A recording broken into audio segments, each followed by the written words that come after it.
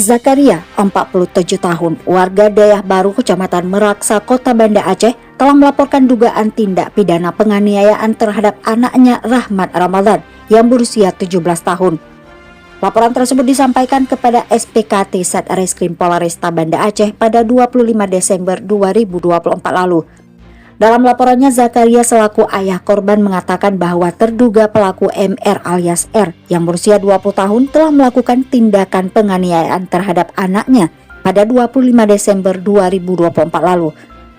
Terduga pelaku merupakan warga Punge, Kecamatan Jaya Baru, Banda Aceh, yang diduga melakukan penganiayaan bersama dua rekannya yang disebut sebagai saksi dalam kejadian itu. Zakaria selaku orang tua mengaku prihatin terhadap penanganan kasus tersebut, karena hingga saat ini terlapor belum juga diperiksa oleh penyidik kepolisian. Bahkan menurutnya saat ini terlapor sudah tidak diketahui keberadaannya, apalagi untuk memenuhi panggilan polisi untuk diperiksa sebagai terlapor dalam kasus dugaan penganiayaan anak di bawah umur tersebut.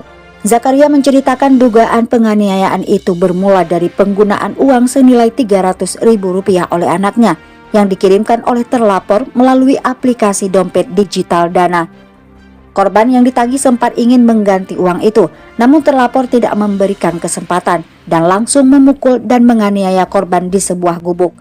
Pelaku ini tidak terima dengan penggunaan uang tersebut oleh anaknya, sehingga pelaku mengajak korban masuk ke sebuah gubuk yang biasa dijadikan tempat berkumpul anak muda. Saat korban duduk, pelaku langsung memukulnya. Akibat penganiayaan itu, korban mengalami memar di wajah, kepala, dan nyeri pada bagian dada, sehingga melakukan visum di Rumah Sakit Bayangkara sebelum akhirnya melaporkan kasus dugaan penganiayaan itu ke pihak kepolisian. Namun menurut Zakaria hingga saat ini pihak kepolisian dianggap belum mengambil tindakan lanjutan terkait kasus tersebut. Padahal rentang waktu pelaporan sudah hampir 1 bulan. Untuk itu selaku orang tua korban, Zakaria meminta kepada penyidik Polresta Banda Aceh segera memanggil kembali pelaku dan melakukan penyelidikan secara serius. Sementara itu, Kasat Reskrim Polresta Banda Aceh, Kompol Fadila Aditya Pratama yang dihubungi awak media mengatakan pihaknya akan melakukan panggilan lagi jika nanti terlapor juga tidak mengindahkan panggilan sebelumnya.